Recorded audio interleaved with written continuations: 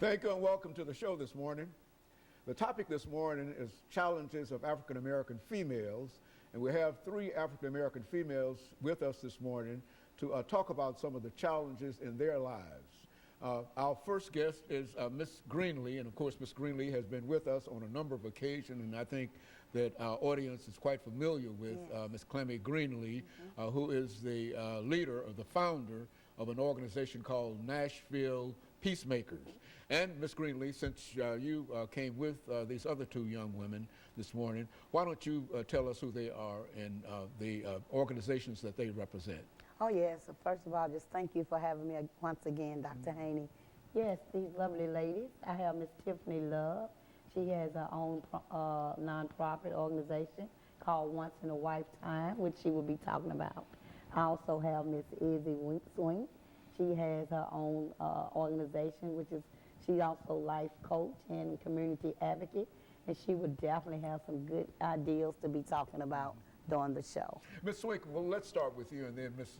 Love can follow you, and we'll be able to bring it back up during this first segment. Ms. Swink, why don't you give us some information about your background, your education, and some of your experiences. Take about a minute and a half to do that, and Ms. Love will do the same thing, and then we'll come back and we'll finish this first segment for the show. Okay. Well, I am a certified life coach here in Nashville, and I have my own coaching business called Synergy Holistic Life Coaching. And what I did was I branched off of that a little bit as far as doing Synergy Expos, and that is to kind of help small businesses in Nashville through expos and cultural festivals to just kind of empower, themselves. And so I do work with a lot of African American women as far as, finding their goals and just kind of empowering them to be better than they were before, or something they didn't think they could do before. So. And Ms. Love? I'm actually the first African American Mrs. Tennessee. I was crowned in 2012, and from that stemmed my platform, Once in a Lifetime, where we change lives and we transform lives.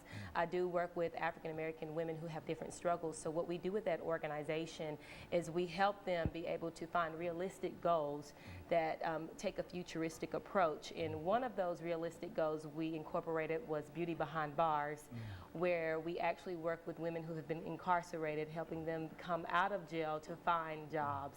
In my background, I'm a licensed medical social worker. I provide cognitive behavioral therapy for teens, adolescents, adults, and I really enjoy that. And Ms. Greenlee, what about your organization, Nashville Peacemakers? Speak to that organization. Well, my organization for the last 7 years, I've been dealing with African American women who have lost their kids through gun violence, youth violence, suicide violence, and so on.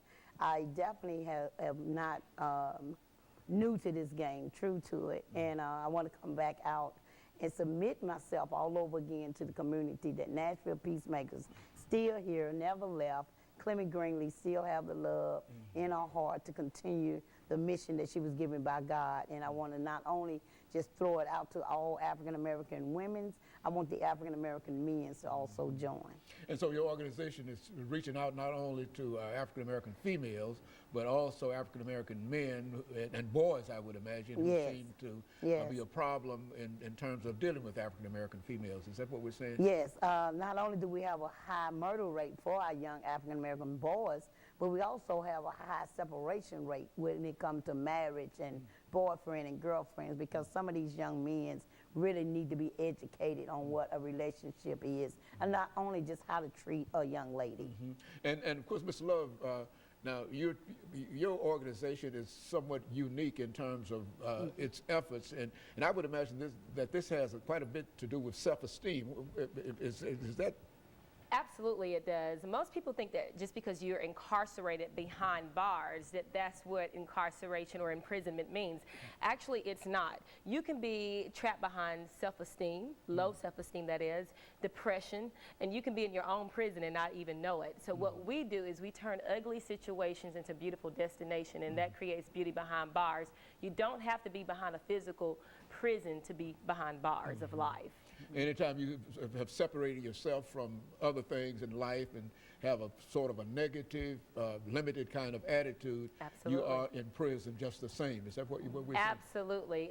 The words that you speak out of your mouth, the life from words, you become that.